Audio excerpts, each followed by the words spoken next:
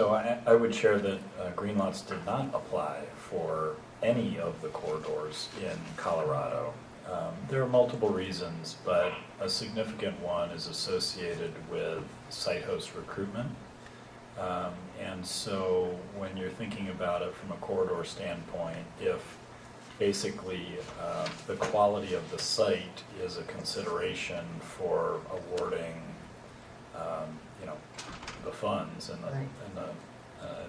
at the end of the day, if you are looking at a scenario where there is just a very limited number of potential sites in a given geography along a certain corridor, there can be a situation where the successful applicant ultimately has recruited those sites in advance of others trying to recruit them. And so there's a bit of and this is just how it is out there, but there's a bit of it's a pretty competitive process to find, the site host who's willing in the first place. And that may be wholly irrespective of the products and services that a green lots or a charge point would bring to the table. And so that's again, that's what we've seen a lot of. That was a big flavor of the Colorado approach. But I would share quite candidly that that approach limited the types and numbers of applicants significantly. So are you saying that, I think you're saying that whoever got to them first pretty much wrapped them up? And then, so that means it wasn't terribly difficult to find someone to host? No, so I didn't mean it quite in that manner, but that's an easier way to think about it. So yes, the timing of the site recruitment is a big flavor of this process or type of process, but obviously that is a competitive process in and of itself, and so the timing is not necessarily the deciding factor, of course. I would suggest that Colorado is a little bit unique in that there's been a lot of pent-up local interest in Colorado, and so there were a lot of willing communities to basically do their own site recruitment, such that the recruitment that a green lots or a charge point or whoever needed to do was not necessarily with the end site host, but was with the community itself, who acted as sort of the on-the-ground agent. Okay. So. One of the things we talked about at the accelerator that we went to was that it would probably be helpful if the group searched for the site instead of the respondent. But we talked about that's sort of difficult for munis and co-ops. Sure, and I would just acknowledge again, there are a lot of different competitive perspectives about all of these things. I would suggest that if there was sort of site recruitment that occurred by this work group or related communities, then effectively the competitive considerations are more along the lines of products and services and operations and maintenance, and it takes kind of the real estate play out of it, which could likely bring a lot more applicants to the table, but could also in other ways sort of limit potentially some of the value or commercial actors involved.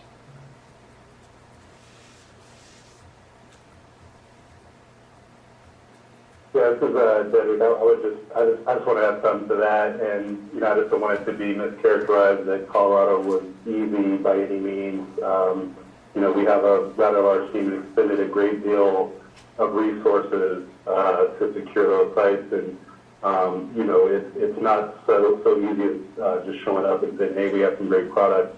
You really need to walk the site host through what they're signing up for, understanding what it means to attract those drivers to their site.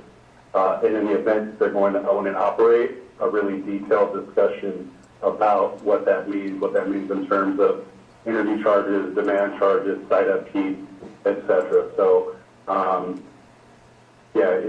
not everyone can do it, but it's definitely doable, and we have a lot of experience doing that. Okay. You can talk a little bit about it. I scrolled through Colorado's plan, and they included a corridor map. I know the coloring is very hard to see from where we're at, but they basically identified interstate corridors and said you need to bid on one or more of these corridors, and that's how they evaluated their plan. And I know we talked about that a little bit earlier about, do we want to do a regional type approach within Missouri? Corridor approach is one other way. Minnesota did a corridor type approach as well. They specifically said these interstates between this city and this city, and you will hit these specific cities. So I've seen examples of states that are really leading you to, you need to find this location. Or we could say this subgroup has already identified scattered out locations. These are some potential site hosts. So in the process of doing an RFP and getting folks to be able to bid might be a little bit easier if we want to encourage multiple applicants. And I don't know if this stakeholder group has feelings one way or another about, we want to have lots and lots of applicants, or we just want to have one applicant and make it easy on ourselves. It's a balance, and I'll let the stakeholder group take the lead here. That's not my choice.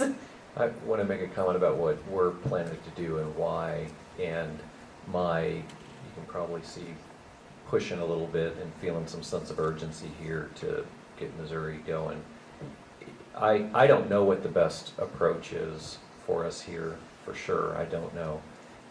I've been grappling with the way we've seen it in our company as utilities, being very proactive to lead the way because we have such a vested interest in this. And I think that's key, is to have folks that really want to drive this.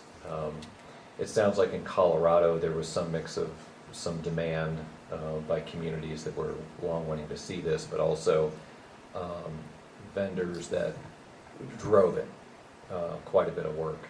And I'm just feeling like in Missouri, especially where maybe we don't have that pent-up demand, that those that really would see the benefits would go to drive it the most. But I don't know what's going to be best for Muni, co-op, or the rest of the region, or for us. I'm heading into uncharted territory here to figure out for Ameren, Missouri, what's the best approach. So I wanted to make sure I'm not coming across like I've got the answers exactly right on the way we should go about doing this.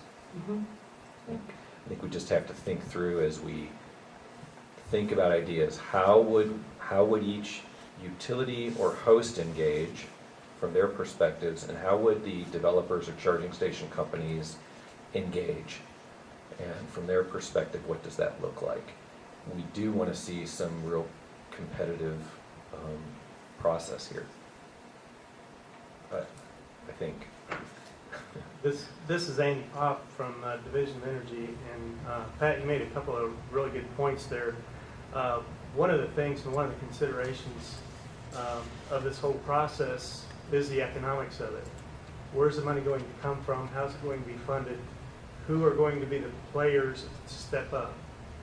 And in one respect, the utilities have been very strong supporters of this effort, and have really stepped up the game, I think. And it may make a difference from that perspective how it's approached to make it the bigger bang for your buck, so to speak. But financing is critical.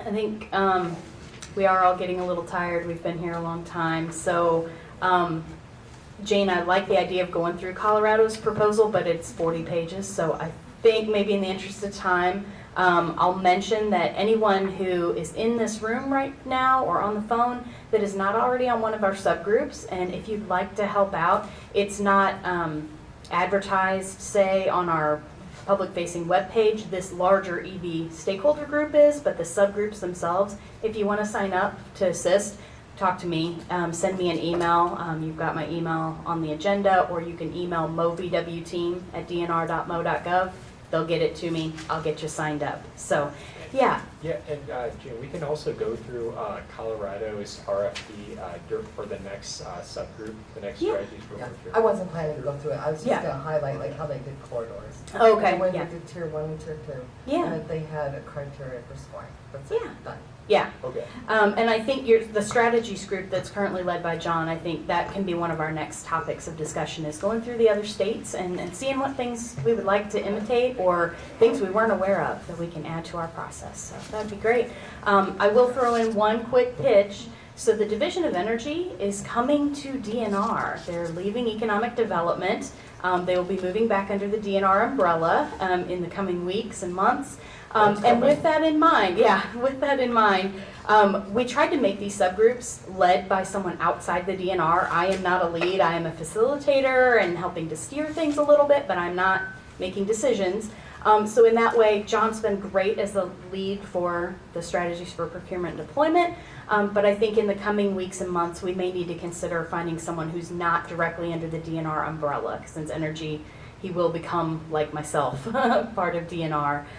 So we may need to solicit for additional folks. So if anybody in here sounds interested, Robin's already got a job, Pat's already got a subgroup. So just think about that. If you know of somebody, Jane, are you interested? I'd be interested. Okay, I saw a finger. That's great. But Awesome. John did a Okay. great job, so. So we can do a transition or however we want to do it. We can talk about it on the next strategy subgroup call, and we'll work through it though. But that's great. I appreciate all the help. All of our subgroup leads have done a great job. I couldn't do what I'm doing without you guys taking charge. And with that, we don't have a plan for a next large subgroup meeting, bringing everybody back together. So I would say stay tuned to your emails. We will send out an email announcement just like we did for this one to our EV listserv. We were at 50 people when we had our first meeting in November. We were up to 80 folks in January. We're up to 130 folks on that EV listserv right now. So spread the word, get the word out, bring some more folks to the table. We love having the voices. Yeah. I don't envision it, but I have not talked to my bosses and managers specifically about how soon they want to see a turnaround. I think what I'll do is I'll get with the subgroup leads and we'll see when they think they're going to have additional information, if they want to start drafting up that RFP or talk about results of reaching out to folks.